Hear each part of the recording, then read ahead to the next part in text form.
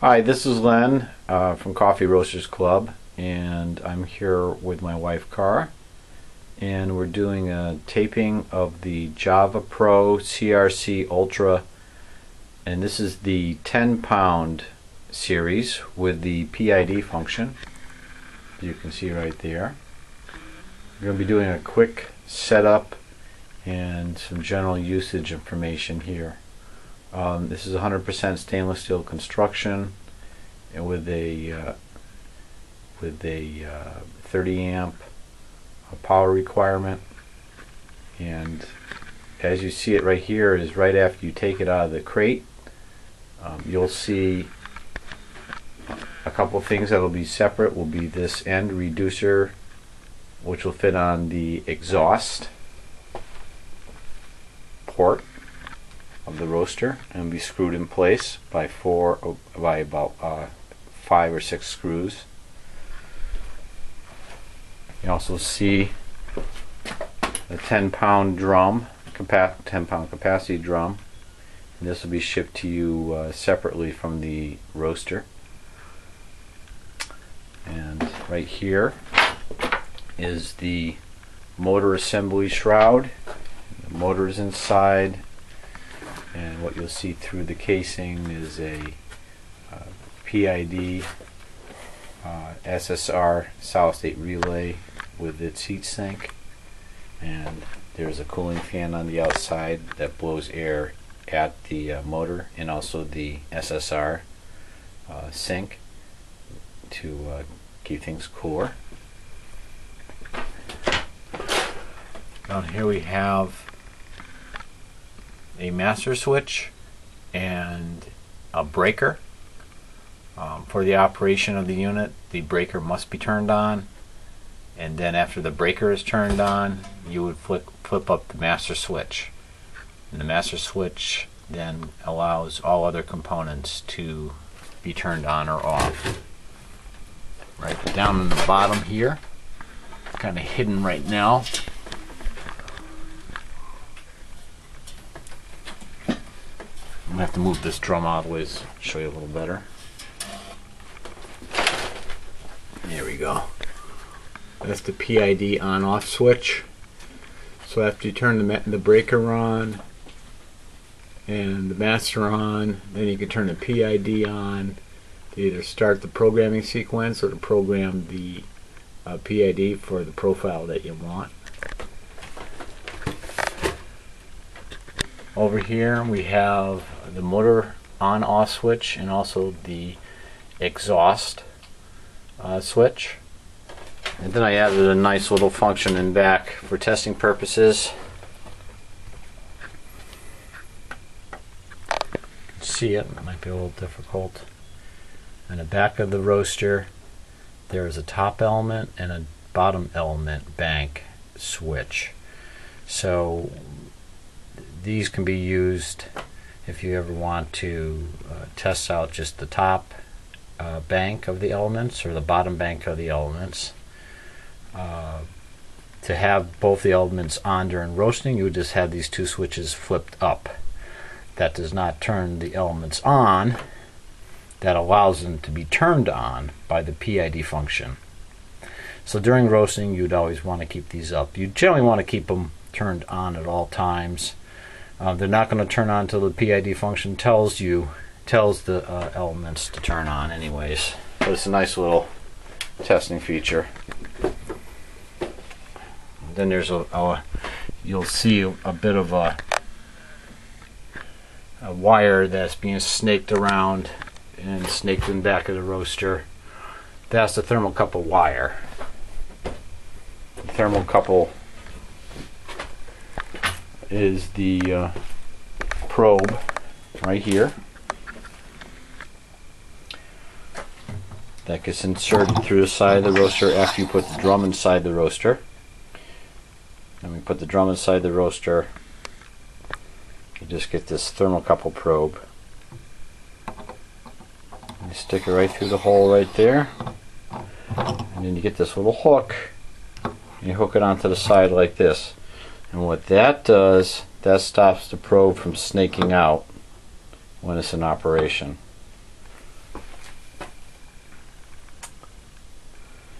Now what I'm going to do is I'm going to open up the roaster and I'm going to insert the drum inside the roaster to show you how that's done. Just a little FYI, this is a high temperature glass viewing port that you'll be able to look through, and there is a little hole in the back there of the roaster, and that hole is where there is a light that shines through. So it shines through the drum and you can see the beans tumbling. It's a very nice feature. Just a little bit of a side view of the roaster. There. One additional thing that is being shipped to you would be the temporary exhaust tubing. You would hook that onto the side of the exhaust port. When it's in operation, you have it sticking out, sticking out of your window, or attached to some type of ventilation that would go to the outdoors. This is a requirement for your roasting indoors.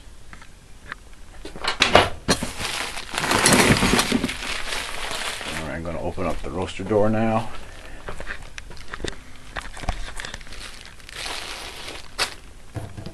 To open up the roaster, you just go up on top here. Get a good angle with the light. Kind of a little difficult. There we go. You just push that forward and you just hold on to that door handle, and when it's in operation, this door handle will be hot. The whole front of the roaster will be hot. It's always best to use heat-proof gloves when operating the roaster, of course, because it does get very hot. This has a little side. You'll notice a perforated top right here. There, it's a nice picture. That perforated top is holding high temperature ceramic insulation in place.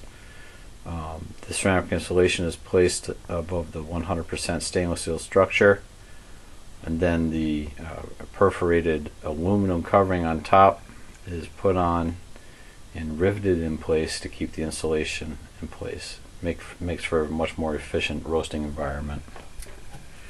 Alright, I'm going to open up the roaster gently, and inside you'll see two banks. At this point it's kind of like a pinkish, I would say pinkish red, orangish kind of heating elements. My wife says peach colored. It's like pinkish orange or whatever.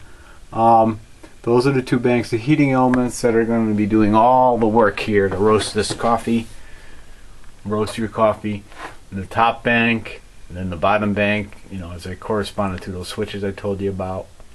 These elements will turn grayish white when in operation. They get extremely hot. They're very efficient. Probably the most efficient heating elements available.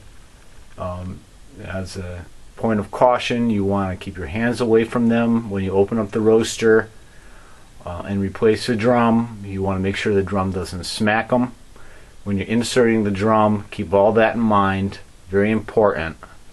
I always use high temperature gloves, like gloves, when handling the drum. Be careful of any edges of the roaster, which, even though I try my best to make sure there's no sharp edges, you never know, there might be one or two. So just be careful when handling the roaster. Always pick the roaster up from under the roaster. Never pick it up from the components of the roaster, like the shroud of the exhaust manifold, or the motor shroud, or the PID, or any of the electrical components. Whenever you're moving the roaster, make sure it is not plugged in. Always maintain proper safety precautions when roasting. Always have a fire extinguisher nearby. Always roast in an environment that is easily and continuously ventilated. When you open up the roaster door, there will be roasting smoke that does come out. Make sure you have the ability to remove any roasting smoke. All common sense things. So just be careful when roasting using the roaster. So now we're going to put the drum in. I'm going to hand this off to my wife's car.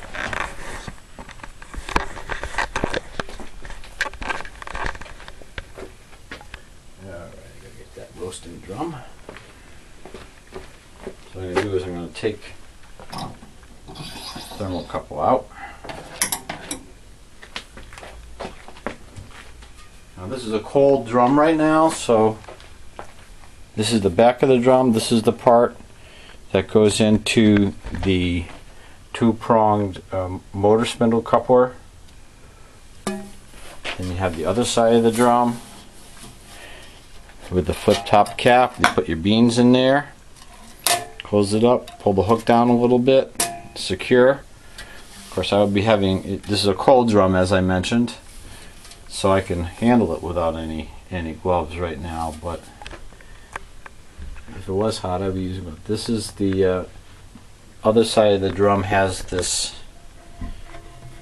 little spindle with a hole in it where this part will be resting inside that little cradle. So what you do is you just look at the holes on the side of the drum, you look at the spindle, and very carefully slide the drum in like this, and then where the spindles are, just turn it a little bit until they lock right in. You go over to the other side of the drum, lift it up a little bit, set it down in the cradle. That's all. At that point you would get the thermocouple probe, and now you just slip it right in. Just like that. And then you hook it.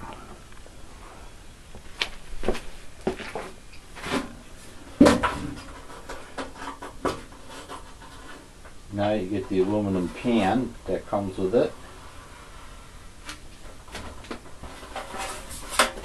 This is a little chaff collection pan. Slide it in under the drum all the way back.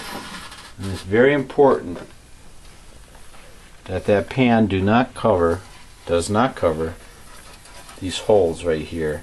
These holes are what's allowing the air ventilation to come into the roaster to remove smoke through the exhaust.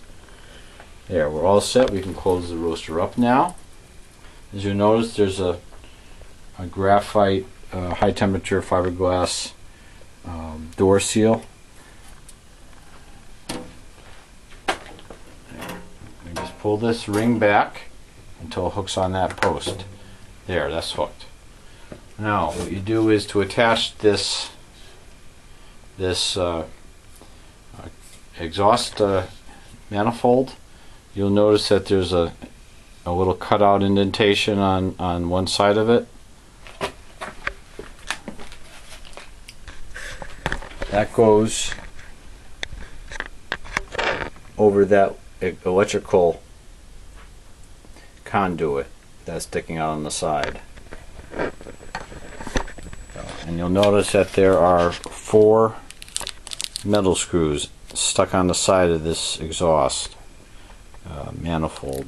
So you would just take off the tape, take out the screws, and you just get this, and you just slip it right over, just like that. Line up the screws. The screw holes are right there, right there. There's one over there. On the other side, you know, to make up the, I don't think it's 5 screws, or how many screws I got in there? 4. I thought I had, okay, 1, 2, 3, 4, 5. So there's, just take those out just like that. And not drop any on the floor like I just did.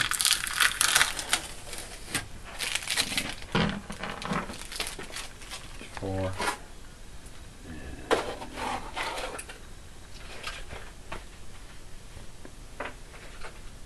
What makes the 5? Very easy. You just get them and you just screw just like that.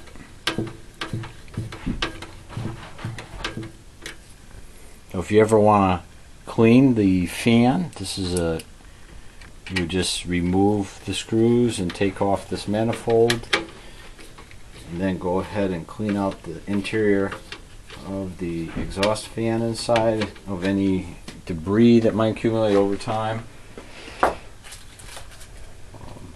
With a vacuum and a brush, that takes care of things. Okay, as you can see, the drum is now inside the roaster. You see it right through the front there. Okay.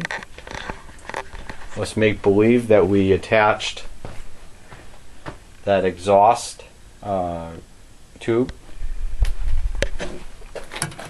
to the end of this reducer, and of course clamped it on with the hose clamp that I provided on the side. If we go over here now, everything is turned off. To turn it on, what I start to do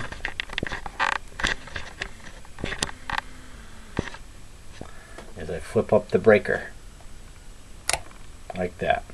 Next, I turn on the master. When I turn on the master, the fan inside the motor shroud turns on. Maybe you can hear it. It's a pretty quiet fan.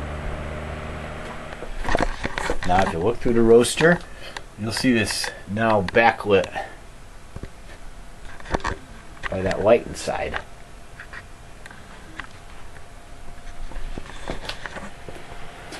Next,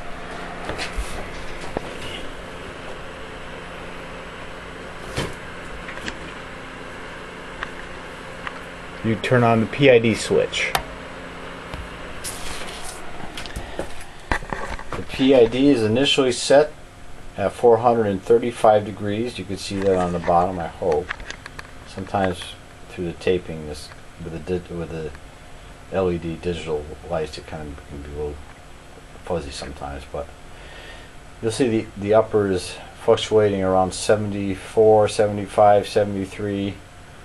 That is the interior temperature of the roaster right now because of the temperature at the end of the thermocouple probe. The bottom of 435, it indicates 435 degrees goal for the bean mass temp. At that temperature, the bean mass would indicate at full capacity of the drum would indicate a City Plus roast. 426 degrees, if it was set at, would indicate a City roast. 444 degrees, I believe, if it was set at that, would indicate a Full City roast. So 435 is right at the end, almost at the beginning of the second crack. Now, at this point right now, the heating elements are not on, only because I have those switches in back that I showed you on the off position. If they were both on the on position, the roaster would be heating up right now.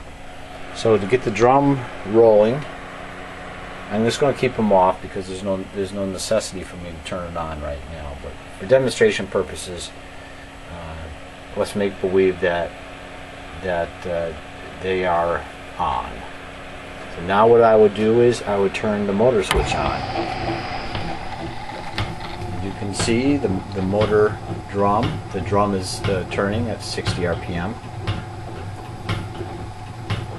I would do my roast and not turn on the exhaust manifold until I see smoke, evidence of smoke inside the roaster.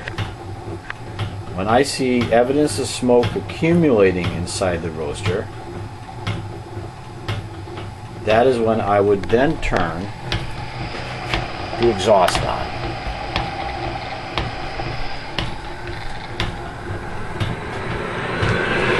You can hear the exhaust.